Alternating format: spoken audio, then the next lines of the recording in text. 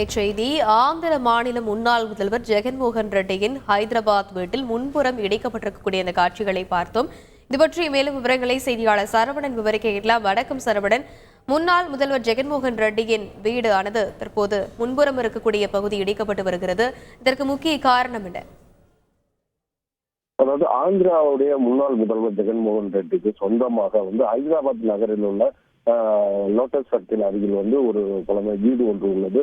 அந்த வீட்டின் முன்புறமாக, அதாவது இவர் ஆந்திரா முதல்வராக பதவியேற்ற பிறகு அவர் வீட்டிற்கு பாதுகாப்பு அளிக்கப்பட்டது. அந்த பாதுகாப்புக்காக வந்த பாதுகாவலர்கள் தங்குவதற்காகவும் பாதுகாப்பு பணியில் ஈடுபடுவதற்காகவும் சாலை அருகே உள்ள நடைமேடையை ஆக்கிரமித்து கட்டிடம் கட்டி அதில் பயன்படுத்தி வந்தனர்.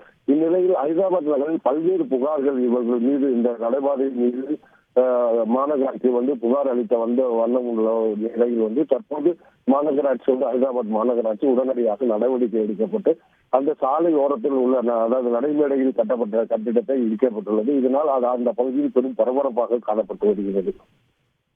விரிவான விவரங்களுக்கு நன்றி சரவணன். செய்திகளை உடனுக்குடன் தெரிந்து கொள்ள உடனே சப்ஸ்கிரைப் பண்ணுங்க.